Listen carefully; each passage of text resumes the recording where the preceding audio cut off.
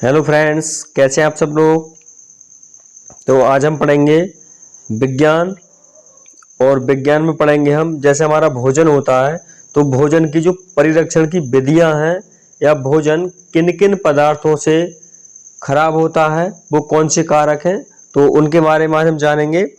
और जो हमारा दूषित जल होता है या खराब भोजन लेने से या ग्रहण करने से जो हमारे शरीर में बीमारियां होती हैं, रोग होते हैं, उनके बारे में पढ़ेंगे और इन्हें कैसे खत्म किया जा सकता है इन रोगों को, तो उनके बारे में आज हम इस वीडियो में जानेंगे। भोज्य पदार्थों को खराब करने वाले मुख्य कारक जो हमारे भोज्य पदार्थ होते हैं, खाने वाले पदार्थ होते हैं, उन्हें जो खराब करने वाले कारक हैं तो उनके बारे में जानते हैं। तो देखिए, उन्हें जो खराब करते हैं जो हमारे भोज्य पदार्थ हैं, भोज्य पदार्थ मुख्यतः जीवाणु, ईस्ट, फफूंद आदि सूक्ष्म जीवों के कारण संक्रमित होते हैं। मतलब जो हमारे भोज्य पदार्थ हैं वो किस किस के कारण संक्रमित होते हैं। जीवाणु हो गया हमारा, ईस्ट हो गया, फफूंद हो गया, ये हमारे सूक्ष्म जीव हैं। इनके कारण ही जो हमारे भोज्य पदार्थ हैं वो संक्रमित हो जाते हैं। मतलब उनमें वायरस हो जाते हैं, यानी संक्रमण से वो संक्रमित हो जाते हैं। सबसे पहले बात करते हैं, सबसे पहले आता है हमारा फंगस यानी कवक। तो कवक की हम बात करें तो कवक कहाँ ज्यादा पाया जाता है, जहां हमारे कहना चाहिए हमें कि जहाँ नमी ज्यादा होती है, नमी जहां अधिक मात्रा में होगी तो वहां कवक अधिक मात्रा में पाया जाएगा। जैसे हमारा डबल रोटी हो गई। कवक जो होता है, कवक को सामान्य बोलचाल की भाषा में फफूंद कहा जाता है। मतलब जो कवक होता है उसे हम क्या कहते हैं, फफूंद कहते हैं। सामान्य भाषा में फफूंद कहा जाता है। ये नम स्थान पर रखी रोटी, मतलब जो नम स्थान पर रखी रोटी है हमारी, किस किस में लगता है। देखिए, रोटी हो गया, ये डबल रोटी हो गई हमारी, ये अचार हो गया, और फल, सब्जी, चमड़ा आदि पर सफेद जालों जैसी रचना बना लेते हैं। कुछ कवक जैसे राइजोपस, न्यूकर और एस्पीजर्लिस आदि खाद्य पदार्थों को नष्ट कर देते हैं। मतलब यह है कि जो हमारे फंगस होते हैं तो जहाँ नमी होती है, अधिकतर जो नमी होती है, तो नमी से क्या होता है, जैसे हमारा रोटी हो गई तो रोटी पे अगर नमी आ जाएगी, नमी के कारण क्या होता है, उस पर फंगस एक सफेद जालों जैसा, सफेद जाल एक टाइप का बना लेता है। जैसे हमारा अचार में भी फंगस लग जाता है, और जो चमड़े की चीजें हैं उन पे भी फंगस लग जाता है, और फल सब्जियां, इनमें ये सफेद जालों जैसी रचना बना लेते हैं। तो कुछ कवक हमारे, जैसे एक राइजोपस होता है, एक राइजोपस होता है, ये भी कवक होता है। न्यूकर और एस्परजिलस होता है एक, ये भी हमारा एक कवक है। ये हमारे जो खाद्य पदार्थ हैं तो उनको ये नष्ट कर देते हैं। ये जो हमारे कवक हैं, देखिए ये वाले, इन्हें मैं अंडरलाइन कर देता हूँ। ये जो कवक है हमारे, ये क्या करते हैं, हमारे खाद्य पदार्थों को नष्ट कर देते हैं। अगला आता है हमारा जीवाणु, बैक्टीरिया। जीवाणु का क्या काम है, तो देखिए, जो जीवाणु होते हैं हमारे, जीवाणु सर्वव्यापी हैं, ये हर जगह पाए जाते हैं। हानिकारक जीवाणु भोज्य पदार्थों को दूषित कर देते हैं, जिसे ग्रहण करने से निमोनिया, हैजा, पेचिस, पेट दर्द, उल्टी आदि बीमारियां हो जाती हैं। ये जो जीवाणु होते हैं ये सर्वव्यापी होते हैं, मतलब हर जगह पाए जाते हैं। सर्वव्यापी का मतलब है हर जगह पाए जाते हैं। जीवाणु यानी बैक्टीरिया, और ये जो क्या करते हैं, जो हमारे खाने के पदार्थ हैं, भोज्य पदार्थ हैं, उन्हें ये दूषित कर देते हैं। और जिन्हें हम खाते हैं तो जो हमारे बैक्टीरिया से होने वाले रोग हैं वो है आपका हैजा हो गया। हैजा जो है वो बैक्टीरिया से होता है, जीवाणु से होता है। पेचिस जो होता है, पेचिस भी जीवाणु द्वारा होता है। पेट दर्द है, उल्टी है, ये सभी बीमारियां हमें जीवाणु के द्वारा होती है, यानी बैक्टीरिया से होने वाली बीमारियां हैं। बैक्टीरिया से होने वाली बीमारियां हैं, आपका हैजा हो गया, निमोनिया हो गई, पेचिस हो गई, उल्टी, पेट दर्द, ये सब हमारे किससे होते हैं? बैक्टीरिया से होने वाले रोग हैं। अगला है हमारा ईस्ट। जो ईस्ट होता है हमारा, जिसे हम अपनी आम भाषा में कहते हैं खमीर।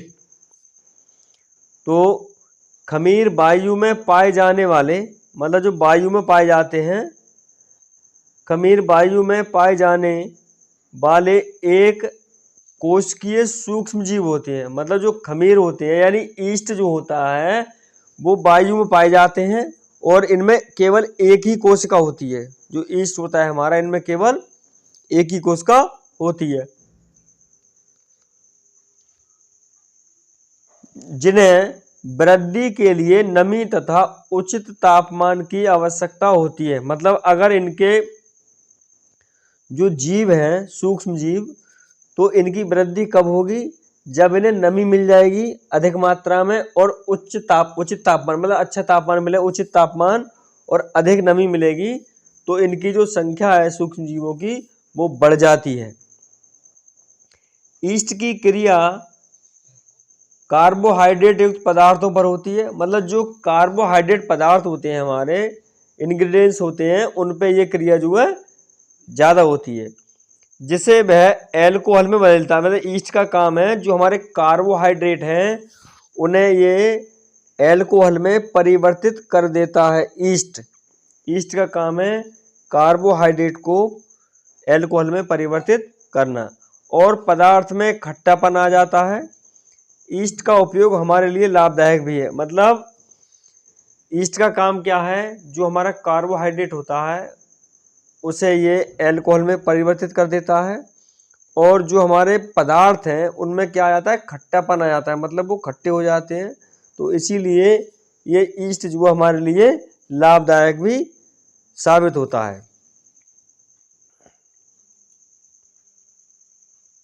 अब हमारा जो भोजन है, तो भोजन के परिरक्षण की विधियां यानी फूड प्रिजर्वेशन मेथड्स, मतलब जो हमारा भोजन है हम उसका कितने प्रकार से परिरक्षण कर सकते हैं, मतलब उसकी भोजन को हम सही तरह से रख सकते हैं, मतलब कितने प्रकार हैं।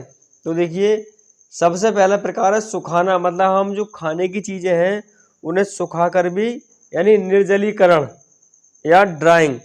निर्जलीकरण का मतलब होता है कि जो हमारी खाने की चीज़ें, भोजन है, उनमें से पानी को बाहर निकालना निर्जलीकरण कहलाता है, यानी उसमें जल नहीं बचेगा। ड्राइंग, सुखाना। दूसरा आता है उबालना, यानी बॉइलिंग, उबाल करके उसका पानी निकालना। तीसरा आता है हमारा ठंडा करना, कूलिंग। ठंडा करके भी हम भोजन की जो विधियां हैं उसमें यह आता है कि हम भोजन को ठंडा करके भी उसकी परिरक्षण कर सकते हैं। आगे है हमारा, अब इसके जो कुछ पॉइंट है वो देखते हैं। हिमीभूत करना यानी फ्रीजिंग। हिमीभूत का मतलब होता है फ्रीजिंग करना, यानी हम फ्रिज में रख कर भी उनको सुरक्षित रख सकते हैं। जीवाणुओं से बचाने के लिए भोज्य पदार्थ 18 डिग्री सेंटीग्रेड या इससे नीचे के ताप पर रखकर सुरक्षित रखे जाते हैं। मतलब यह है कि जो फ्रिज होता है उसमें क्या करते हैं हम, जो जीवाणु होते हैं, बैक्टीरिया, तो बैक्टीरिया से बचाने के लिए फ्रिज का जो टेम्परेचर होता है वो 18 डिग्री सेंटीग्रेड या इससे नीचे के ताप, जो इससे नीचे का टेम्परेचर होता है उस पे करके फ्रिज को, और हम अपने जो खाने के पदार्थ हैं उन्हें हम सुरक्षित रख सकते हैं फ्रिज के द्वारा, जिससे कि जो उसमें बैक्टीरिया है उनसे इसकी रक्षा हो सके। प्रशीतन, भोजन को ठंडे स्थान पर रखकर घरों में हरी सब्जियों, फलों को गीले कपड़े से ढककर रखकर तथा बनी हुई सब्जियों को ठंडे पानी से। मतलब यह है कि या तो भोजन को ठंडे स्थान पर रखें या फिर जो सब्जियां हैं हमारी उन्हें गीले कपड़े से ढक दें और या ठंडे पानी में डाल दें उन्हें। ये हमारे इन्हें सुरक्षित रखने के तरीका हैं, भोजन को ठंडे स्थान पर रखें और सब्जी और फलों को गीले कपड़े से ढक दें और सब्जियों को ठंडे पानी में डालें। तो ये हमारे भोजन की चीज़ें हैं, भोज्य पदार्थ हैं, उन्हें हम सुरक्षित रख सकते हैं। भोज्य पदार्थों का परीक्षण किया जाता है। रेफ्रिजरेटर में भोजन को 60 डिग्री सेंटीग्रेड से 10 डिग्री सेंटीग्रेड तापक्रम पर रखा जाता है। मतलब जो हमारा फ्रिज होता है, रेफ्रिजरेटर होता है, उसमें क्या करते हैं हम, मिनिमम जो हमारा टेम्परेचर होता है वो 7 डिग्री होता है और मैक्सिमम होता है 10 डिग्री सेंटीग्रेड जो तापमान होता है उसका, उस पर हम रख के उसे सुरक्षित रख सकते हैं। हिमीकरण से सुखाना, कस्टर्ड पाउडर, सूप तथा कॉफ़ी इस विधि से संरक्षित किए जाते हैं। मतलब जो हिमीकरण है हमारा, ठंडा करना, हिमीकरण का है मतलब ठंडा या बर्फीकरण एक ही चीज़ है। तो इससे क्या बनाते हैं हम, एक तो होता है कस्टर्ड पाउडर होता है, कस्टर्ड पाउडर सूप, मतलब जिससे हम सूप बनाते हैं तो उसमें पड़ता है कस्टर्ड पाउडर, वो इसी विधि के द्वारा होता है। और कॉफ़ी भी इसी विधि से संरक्षित किया जाता है। मतलब कॉफ़ी को बना के रख दो तो वो ठंडी नहीं होगी, ये भी इसी विधि के द्वारा सुरक्षित रखी जाती है, हिमीकरण के द्वारा।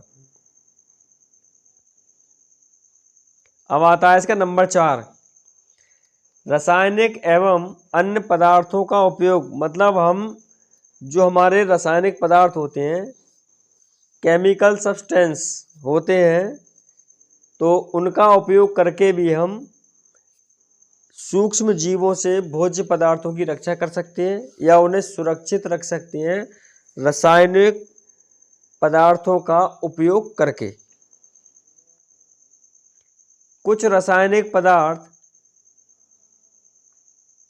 पदार्थ सूक्ष्म जीवों को उत्पन्न होने से रोकते हैं, जैसे sodium metabisulphide, potassium metabisulphide, sodium benzoate, सिरका आदि ऐसे ही रासायनिक पदार्थ हैं। इनके अतिरिक्त नमक, शक्कर, खाद्य तेल आदि का मतलब यह है कि कुछ हमारे जो रासायनिक पदार्थ हैं, केमिकल सब्सटेंस, उनका काम भी यह है कि वो सूक्ष्म जीवों से भोज्य पदार्थों की रक्षा करें। फॉर एग्जांपल सोडियम मेटाबाइसल्फाइड जो होता है ये भी रक्षा करता है, पोटेशियम मेटाबाइसल्फाइड इसका भी यही काम है, सोडियम बेंजोएट और सिरका इनका यही काम है कि ये सूक्ष्म जीवों से भोज्य पदार्थों की रक्षा करें। इनके अलावा भी कुछ पदार्थ हैं और जैसे हमारा नमक हो गया, शक्कर हो गई, खाद्य तेल आदि, यानी इनके अलावा भी कुछ पदार्थ हैं जो इसकी रक्षा करते हैं सूक्ष्म जीवों से। भी भोज्य पदार्थों के संरक्षण में किया जाता है, जैसे अचार, मुरब्बा, जैम, जेली, टमाटर, सॉस आदि। नमक व शक्कर का उपयोग सूक्ष्म जीवों की कोशिकाओं से जल का निष्कासन कर देता है, जिससे सूक्ष्म जीवों की वृद्धि रुक जाती है। इनके कहने का मतलब यह है कि जो भी अभी जितने मैं नाम बताए, जैसे हमारा अचार हो गया, मुरब्बा हो गया, जैम हो गया, जेली हो गई, टमाटर सॉस हो गया, तो इसमें करना क्या है कि हम नमक और शक्कर इसलिए डालते हैं उसमें ताकि जो जल है, तो जल का इनके द्वारा क्या हो जाता है, निष्कासन हो जाता है, मतलब निर्जलीकरण हो जाता है यानी ड्राइंग। तो जिससे कि जो हमारे सूक्ष्म जीव होते हैं तो उनकी वृद्धि होती है, उनकी वृद्धि जो होती है वो रुक जाती है सूक्ष्म जीवों की। खराब भोजन एवं दूषित जल से होने वाले रोग। जो हमारा भोजन है खराब और जो दूषित जल है, तो उससे जो रोग उत्पन्न होते हैं, अब उनके बारे में जानते हैं। मतलब खराब भोजन खाने से और दूषित जल पीने से कौन कौन से रोग होते हैं। जीवाणु हमारे भोजन के साथ शरीर में प्रवेश होकर तरह तरह के रोग उत्पन्न कर देते हैं। मतलब जो जीवाणु होते हैं, बैक्टीरिया, वो भोजन के साथ हमारे शरीर में क्या करते हैं, प्रवेश कर जाते हैं और जिसके कारण हमारे शरीर में रोग उत्पन्न होने शुरू हो जाते हैं। इन जीवाणुओं द्वारा उत्पन्न रोग मुख्यतः मतलब जो बैक्टीरिया से होने वाले रोग हैं वो है हमारे हैजा बैक्टीरिया से होता है हैजा, क्षय रोग यानी टीबी जिसे हम ट्यूबरक्लोसिस कहते हैं, ये बैक्टीरिया से होती है। बैक्टीरिया के कारण टीबी या ट्यूबरक्लोसिस होता है। निमोनिया ये भी बैक्टीरिया से होती है। टाइफाइड, डिप्थीरिया यानी रोहिणी रोग, आंत्रशोथ, सुजाक, पीलिया, प्लेग, कुकर खांसी, कोढ़ तथा टिटनेस आदि, मतलब ये इतने सारे रोग जो हैं बैक्टीरिया से होने वाले रोग हैं। क्षय रोग कहते हैं हम टीबी के लिए, यानी ट्यूबरक्लोसिस जो होता है वो बैक्टीरिया के कारण होता है। निमोनिया भी बैक्टीरिया के कारण होता है। टाइफाइड भी होता है बैक्टीरिया के कारण। डिप्थीरिया भी बैक्टीरिया के कारण ही होता है। और ये हमारा कुकर खांसी हो गई, कोढ़ तथा टिटनेस, पीलिया, प्लेग, सुजाक, ये सब आंत्रशोथ, ये हमारे बैक्टीरिया से होने वाले रोग हैं।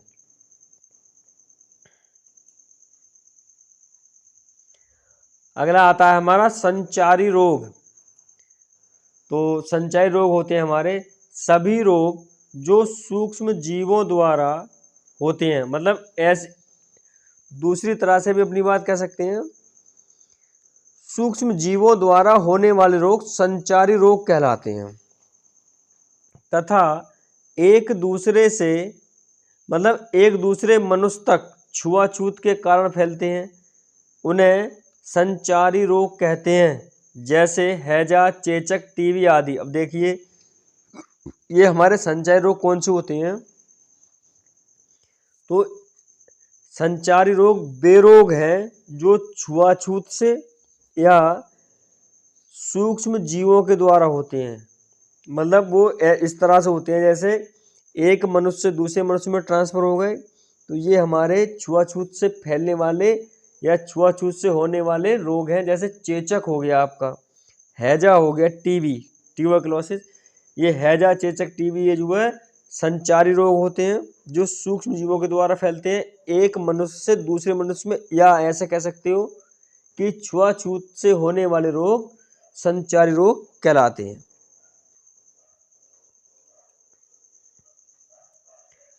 अगला आता है हमारा असंचारी रोग। ऐसे रोग जो छुआछूत से या किसी भी माध्यम, वायु या जल से एक व्यक्ति से दूसरे व्यक्ति तक नहीं फैलते, उन्हें असंचारी रोग कहते हैं। मतलब यह है कि इस प्रकार के रोग जो छुआछूत से ना फैलते हो उन्हें हम असंचारी रोग कहते हैं, या किसी भी माध्यम से मतलब वायु से, जल से एक मनुष्य से दूसरे मनुष्य में ना पहुंचे, उन्हें हम असंचारी रोग कहते हैं। फॉर एग्जाम्पल जैसे एलर्जी होती है यानी इन्फेक्शन जो होता है वो असंचारी रोग है। उच्च रक्तचाप यानी हाई ब्लड प्रेशर ये हमारा असंचारी रोग है। कैंसर ये असंचारी रोग है। डायबिटीज ये असंचारी रोग है। मतलब एलर्जी, उच्च रक्तचाप, कैंसर, डायबिटीज ये क्या है हमारे, ये असंचारी रोग है, यानी छुआछूत से ना फैलने वाले रोग या किसी भी माध्यम से ना फैलने वाले रोग संचारी रोग कहलाते हैं। ये हमारे बिना किसी माध्यम के फैलने वाले रोग हैं, वो हमारे असंचारी रोग कहलाते हैं। अगला है हमारा संक्रामक रोग। संक्रामक रोग, तो संक्रामक रोग क्या होते हैं, इन्फेक्टियस डिसीज। संचारी रोग संक्रामक रोग होते हैं। मतलब जो हमारे संचारी रोग होते हैं, कहने का मतलब यह है जो छुआछूत से फैलने वाले रोग हैं वो हमारे संक्रामक रोग कहलाते हैं। सभी संक्रामक रोग रोगाणुओं या जीवाणुओं द्वारा स्वस्थ शरीर में प्रवेश करने के परिणाम स्वरूप ही होते हैं। संक्रामक रोग वायु, जल, प्रत्यक्ष संपर्क तथा रक्त के माध्यम से फैलते हैं। इनके कहने का मतलब ये है कि देखिए जो हमारे संचारी रोग हैं वो फैलते कैसे हैं, यानी जो हमारे संचारी रोग होते हैं वो ही सारे रोग संक्रामक रोग कहलाते हैं।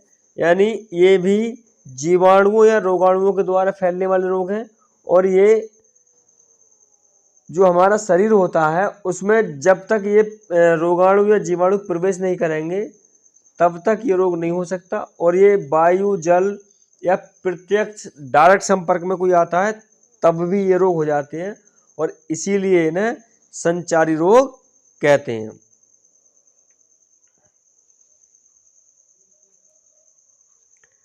रोगाणुओं को नष्ट करने की प्रक्रिया को निसंक्रमण कहते हैं। निसंक्रमण में प्रयुक्त पदार्थों को निसंक्रमण पदार्थ कहते हैं, जैसे फिनाइल, कार्बोलिक एसिड, चूना, डीडीटी, क्लोरीन आदि। मतलब क्या है, रोगाणुओं को नष्ट करने की जो क्रिया होती है उन्हें हम निसंक्रमण कहते हैं, और निसंक्रमण में जो प्रयुक्त पदार्थ होते हैं उन्हें निसंक्रमण पदार्थ कहा जाता है। और ये जो हमारे पदार्थ होते हैं वो होता है हमारा फिनाइल होता है, डीडीटी होता है, चूना होता है, क्लोरीन होती है, और कार्बोलिक एसिड होता है। ये हमारे क्या हैं, ये सब रोगाणुओं को नष्ट करने वाले पदार्थ हैं। ये सब रोगाणुओं को नष्ट करते हैं।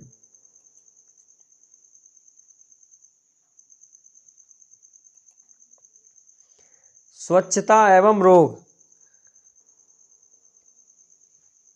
Sanitation and disease. मतलब अगर आदमी स्वच्छ रहेगा तो उसे रोग कम होंगे, और अगर वो स्वच्छ नहीं रहेगा तो उसे रोग ज्यादा होंगे। स्वास्थ्य वह अवस्था है, स्वास्थ्य वह अवस्था है जिसके अंतर्गत शारीरिक, मानसिक एवं सामाजिक कार्य समुचित क्षमता द्वारा उचित प्रकार से किए जा सके। मतलब स्वास्थ्य एक ऐसी अवस्था है, एक ऐसी स्टेज है जिससे हम क्या कर सकते हैं, यानी फिजिकली, मेंटली या सोशली जो हम वर्क करते हैं तो ये समुचित क्षमता के अकॉर्डिंग ही हम उन सारी चीज़ों को कर सकते हैं। और ऐसा कब कर सकते हैं, जब हम पूर्ण रूप से स्वच्छ होंगे, स्वस्थ होंगे, निरोगी होंगे। मतलब कोई हमारी बॉडी में, शरीर में कोई रोग ना हो, तो ये सारे काम हम तभी ठीक प्रकार से कर सकते हैं। एनाफिलीज नामक मादा मच्छर के काटने से मलेरिया रोग होता है। इससे पीड़ित रोगियों को ठंड के साथ तेज बुखार हो जाता है। मतलब जो एनाफिलीज नामक मादा मच्छर होती है, मादा मच्छर जो होता है उसके काटने से कौन सा रोग होता है हमें, मलेरिया रोग, प्लाज्मोडियम। और जिन्हें मलेरिया होता है उसमें ठंड के साथ तेज बुखार आता है। ये मलेरिया रोग के लक्षण हैं, क्योंकि ये जो मलेरिया होता है यह एनाफिलीज नामक मादा मच्छर के काटने से होता है। और मलेरिया में रोगी के लिए ठंड लगेगी और तेज बुखार भी होगा।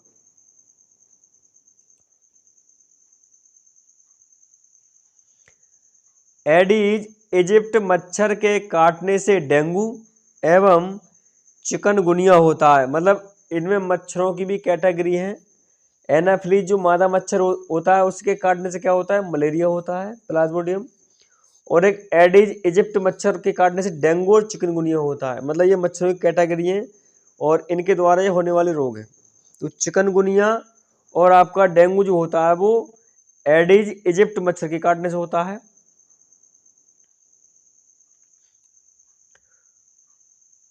डेंगू के रोगी को तेज बुखार, सिर दर्द होता है। मतलब जो डेंगू का रोगी होगा उसके सर में बहुत तेज दर्द होगा और तेज ही बुखार होगा उसे। साथ ही शरीर पर लाल रंग के चकत्ते भी पड़ जाते हैं। चिकनगुनिया से पीड़ित रोगी को बुखार के साथ साथ जोड़ों में तेज दर्द होता है। जिन लोगों को चिकनगुनिया या डेंगू होता है, जिन रोगियों को, तो उन्हें क्या होता है, उनके सर में बहुत तेज दर्द होगा और पूरे शरीर पे लाल लाल चकत्ते से पड़ जाते हैं और तेज बुखार होता है। और जो उनकी शरीर के जो जोड़ हैं, जोड़ों में बहुत ज़्यादा पेन होता है, दर्द होता है। ये जोड़ों में दर्द, तेज बुखार होना, सिर दर्द होना, ये सब, और शरीर पे लाल लाल चकत्ते पड़ना, ये चिकनगुनिया और आपका डेंगू के लक्षण हैं, जो कि एडिज इजिप्ट मच्छर के काटने से होता है। जापानी मस्तिष्क ज्वर विषाणु द्वारा तथा एक्यूट इंसेफ्लाइटिस, जो हमारा जापानी मस्तिष्क ज्वर होता है वो विषाणु के द्वारा फैलता है, और एक्यूट इंसेफ्लाइटिस जो होता है एक सिंड्रोम, एक्यूट इंसेफ्लाइटिस सिंड्रोम जीवाणु, विषाणु तथा कवक द्वारा फैलते हैं। मतलब ये जो रोग हैं ये किसके द्वारा फैलते हैं? फंगस के द्वारा फैलते हैं, कवक के द्वारा फैलते हैं। इस रोग के लक्षण तेज बुखार, सिर दर्द, उल्टी, चिड़चिड़ापन, मुंह से झाग निकलना आदि। मतलब ये जो है ये सब जो हमारे जापानी मस्तिष्क ज्वर जो होता है उसके सारे लक्षण बताए जा रहे हैं। जापानी मस्तिष्क जो हमारा दिमागी बुखार कह सकते हैं, एक तरह से दिमागी बुखार जो होता है उसमें चिड़चिड़ापन होता है पेशेंट के लिए, और सिर दर्द ज़्यादा होगा, उल्टी ज़्यादा होंगी, उसे मुंह से झाग निकलेंगे।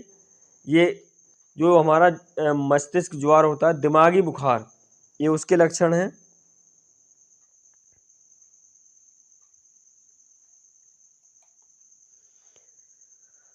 दूषित जल एवं गंदे वातावरण में अनेकों हानिकारक जीव जंतु जैसे मक्खी, मच्छर, खटमल, चूहे एवं सूक्ष्म जीव जैसे जीवाणु, विषाणु इत्यादि पनपते हैं, जो हमारे शरीर में मलेरिया, फाइलेरिया, पीलिया, हैजा, डायरिया, दस्त, प्लेग जैसी बीमारियां फैलाती हैं।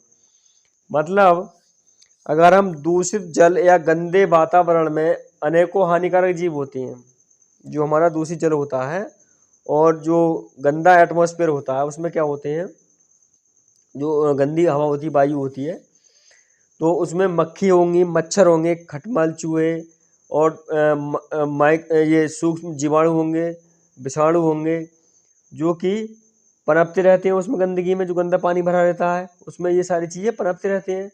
और जो हमारे शरीर में क्या करते हैं, अगर मच्छर उनमें से कोई काट लेगा तो उससे मलेरिया हो सकता है, आपको फाइलेरिया भी हो सकता है, पीलिया, दस्त, प्लेग, ये अन्य तरह की डिसीज जो है आपके शरीर में हो सकती हैं। मतलब आप इसके रोगी बन सकते हैं इनके कारण। तो हमें करना क्या चाहिए, जो हमारे आसपास का एटमॉस्फेयर है, वातावरण है, वहाँ स्वच्छ और साफ रखना चाहिए हर तरह से।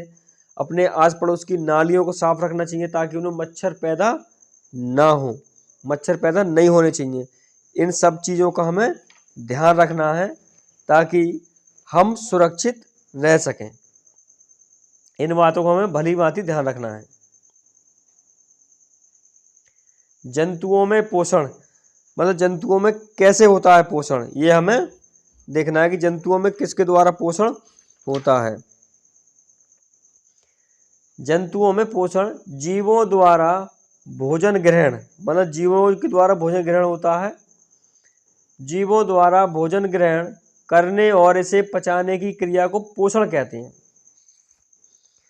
मतलब जंतु जो भोजन ग्रहण करते हैं, तो भोजन ग्रहण करने में जो क्रिया करते हैं और उसे पचाने की जो क्रिया है,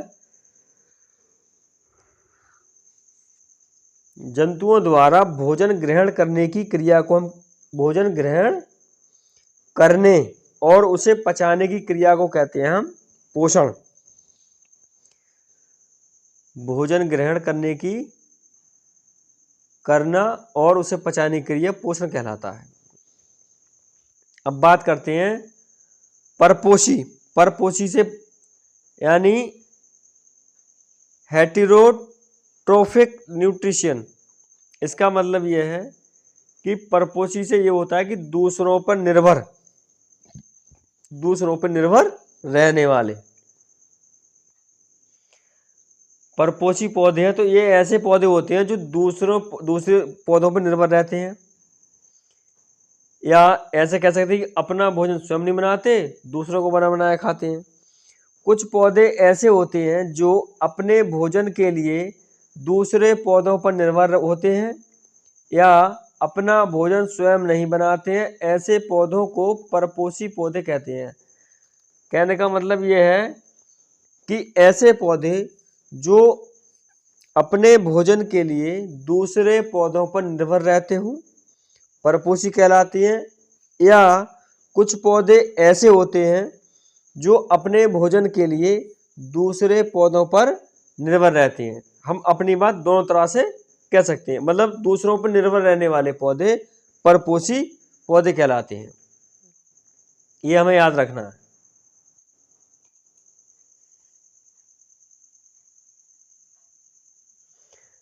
अब आता है हमारा परपोषी पौधों के प्रकार, मतलब इनके भी प्रकार हैं। कितने प्रकार के हैं?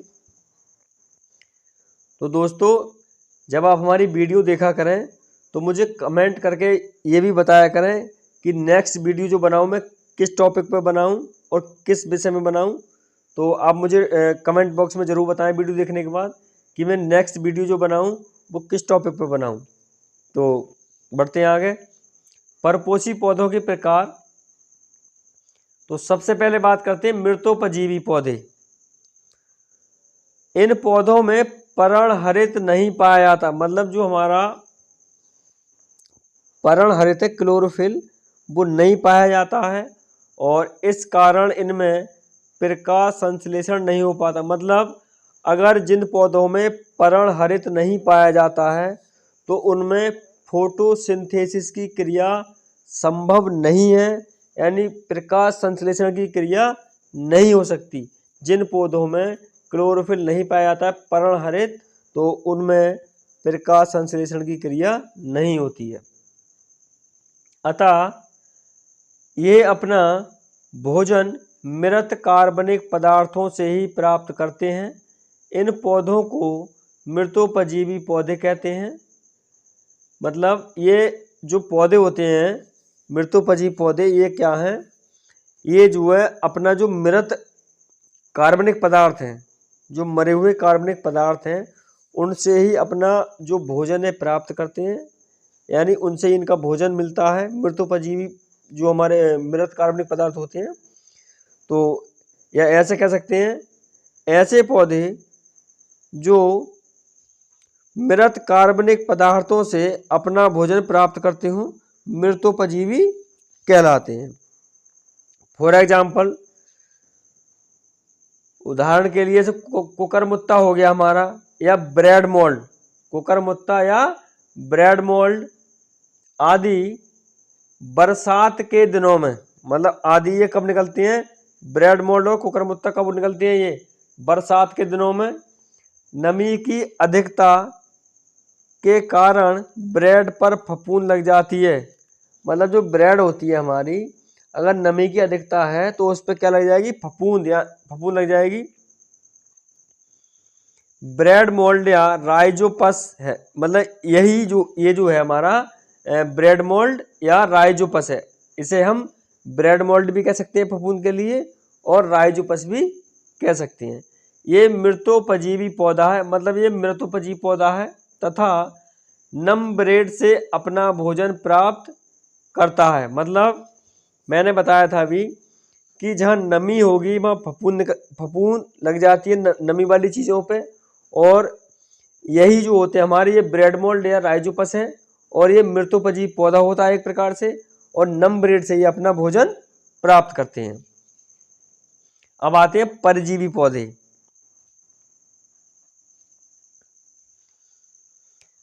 अमरबेल में जड़ें नहीं पाई जाती, मतलब जो हमारी अमरबेल होती है इसका जो कलर होता है वो येलो होता है, और इसे किसी भी पेड़ पर डाल दीजिए आप, इसमें जड़ नहीं होती है और ये बिना जड़ के ही हरी भरी रहती है, क्योंकि ये हमेशा दूसरों पर निर्भर रहती है। परजीवी का मतलब है ये पौधे जो इस तरह के दूसरों पर निर्भर रहते हैं। अमरबेल में जड़ें नहीं पाई जाती हैं। ये अपने भोजन के लिए पूरी तरह, मतलब इसका काम क्या है? ये अपने भोजन के लिए पूरी तरह से पोषी है। मतलब पूरी तरह से क्या है? ये पोषी है। पोषी का मतलब ये है कि जिस पौधे पर ये उगते हैं, जिनके ऊपर ये निर्भर रहते हैं, तो ऐसे पौधे पोषी पौधे कहलाते हैं। जिस पर ये उगते हैं या आश्रित हैं, इनमें चूसकांग पाए जाते हैं। मतलब क्या, चूसकांग का मतलब होता है कि उनके जो पदार्थ हैं वो ये चूस लेते हैं, तो इन्हें चूसकांग कहा जाएगा। चूसकांग पाए जाते हैं जिसकी सहायता से ये पोषी से ही भोजन तथा जल प्राप्त करते हैं। मतलब पोषी होने के कारण ये भोजन तथा जल प्राप्त करते हैं। ऐसे पौधे पूर्ण परजीवी कहलाते हैं। मतलब जो हमारी अमरबेल है, ये एक ऐसा पौधा है, ये पूर्ण रूप से पोषी है और इनमें चूसकांग पाए जाते हैं और ये अपना भोजन तथा जल प्राप्त ऐसे ही करते हैं और इसीलिए ये पूर्ण परजीवी कहलाते हैं। कुछ ऐसे भी परजीवी हैं जो पर्णहरित की उपस्थिति के कारण भोजन का निर्माण तो करते हैं, लेकिन जल तथा खनिज लवण के लिए पोषी पर निर्भर रहते हैं, क्योंकि ये पौधे हरे, मतलब कुछ पौधे ऐसे भी हैं जो अपना भोजन तैयार करते हैं, लेकिन जल तथा खनिज लवण के लिए पोषी पर निर्भर रहते हैं। क्योंकि ये हरे पौधे होने के कारण क्या है, इनका अपना भोजन स्वयं बनाते हैं। अब हरे पौधों में क्लोरोफिल पाया जाता है, पर्णहरित पाया जाता है, यानी फोटोसिंथेसिस की जो क्रिया है वो संभव है होगी, तो इसी कारण ये अपना भोजन स्वयं बनाते हैं।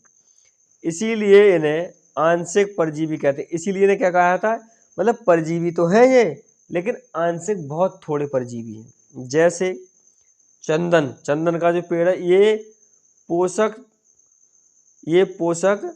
पौधों की जड़ों पर उगने वाला आंशिक परजीवी है। ये कहाँ उगता है, पोषक पौधा होता है ये, तो उनकी जड़ों पर ये उगता है,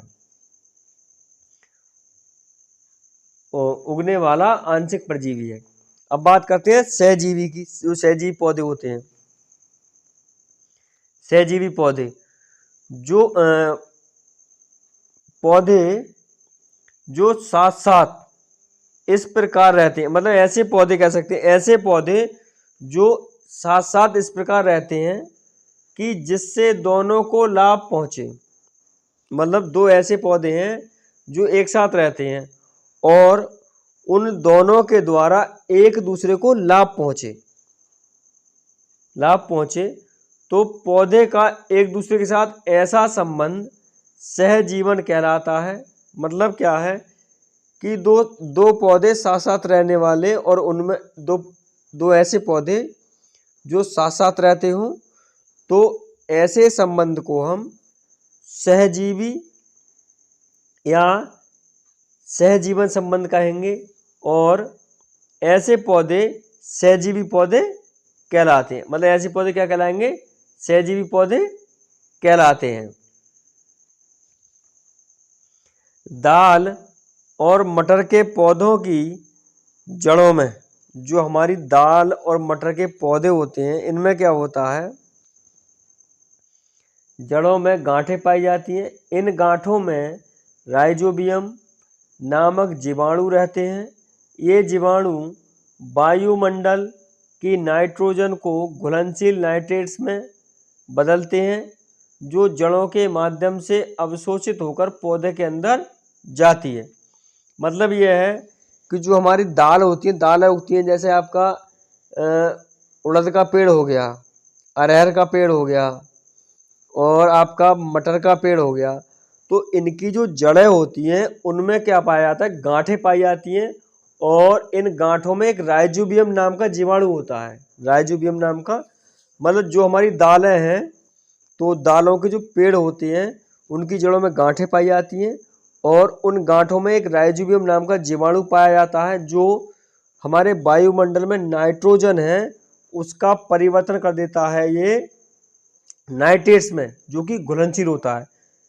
राइजोबियम के द्वारा वायुमंडल में उपस्थित जो नाइट्रोजन होती है उसका नाइट्रेट्स में घुलनशील नाइट्रेट्स में परिवर्तन हो जाता है और जड़ों के माध्यम से ये अवशोषित होकर पौधों के अंदर जाती है। जो जड़ें होती हैं उनके माध्यम से अवशोषित होकर उनकी जड़ों तक पहुंच जाती है। लाइकेन भी, जो लाइकेन होते हैं हमारे, लाइकेन भी सहजीवन का उदाहरण है। जो लाइकेन है हमारे, ये भी क्या है, सहजीवन का उदाहरण है। जहां कवक और शैवाल एक साथ रहते हैं, मतलब कवक और शैवाल क्या करते हैं, ये एक साथ रहते हैं, तो ये भी हमारा सहजीवन का एग्जाम्पल है। अब बात करते हैं कीट भक्षी पौधे, मतलब जो छोटे छोटे कीटों को खाते हैं। तो ये पैदा कहाँ होते हैं, मतलब इनकी संख्या कहाँ पाई जाती है। जो कीट भक्षी पौधे होते हैं ये ऐसे क्षेत्र में पाए जाते हैं जहाँ नाइट्रोजन जो होती है उसकी बहुत ज़्यादा कमी हो, वहाँ ये ऐसे पौधे पाए जाते हैं। जहाँ की भूमि में नाइट्रोजन की कमी होती है, मतलब कहने का ये है कि जो कीट भक्षी पौधे होते हैं, तो जहाँ की भूमि में नाइट्रोजन की कमी होती है वहाँ पौधे कीटों का भक्षण करते हैं। इन्हें कीट भक्षी पौधे कहते हैं। मतलब जिस जगह की जो मिट्टी होती है उस मिट्टी में अगर नाइट्रोजन की मात्रा कम है तो वहाँ के जो पौधे हैं वो कीटों का भक्षण करते हैं और ऐसे पौधों को हम कीट भक्षी पौधे कहते हैं। फॉर एग्जाम्पल जैसे घटपर्णी एक पौधा होता है और ये कीटों का भक्षण करता है। इसका जो मुंह होता है वो सुराही की तरह होता है और ऊपर से एक ढक्कन टाइप का लगा हुआ होता है, तो सुराही की तरह इसका मुंह होता है और ये छोटे छोटे कीटों का भक्षण करता है, तो इसका नाम है घटपर्णी। और ये अपने अंदर से खुशबू निकालता है। घटपर्णी पौधा जो है खुशबू निकालता है और उसी खुशबू के सहारे से छोटे छोटे कीट आ जाते हैं और जिनका ये भक्षण कर लेता है। अगला है ड्रोसेरा। ड्रोसेरा भी एक कीट भक्षी पौधा है। बीनस फ्लाई ये भी एक कीट भक्षी पौधा है। ट्रैप ये भी एक कीट भक्षी पौधा है। आदि कीट भक्षी पौधे हैं। तो घटपर्णी, ड्रोसेरा, बीनस फ्लाई, ट्रैप आदि कीट भक्षी पौधे हैं। और ये जो कीट भक्षी पौधे हैं जहाँ की मिट्टी में नाइट्रोजन की मात्रा कम पाई जाती है तो वहाँ ये कीट भक्षी पौधे कीटों को खाते हैं और वहाँ की मिट्टी में ये कीट भक्षी पौधे पाए जाते हैं। तो दोस्तों अगर आप हमारे चैनल पर नए हैं तो चैनल को सब्सक्राइब करें और बेल आइकन ज़रूर प्रेस करें ताकि जो भी वीडियो हम डालें सबसे पहले नोटिफिकेशन आपके पास पहुंचे। और वीडियो को अधिक से अधिक लोगों में शेयर करें। और दोस्तों वीडियो देखने के बाद मुझे बताएं कि मैं नेक्स्ट वीडियो किस पर बनाऊं। धन्यवाद।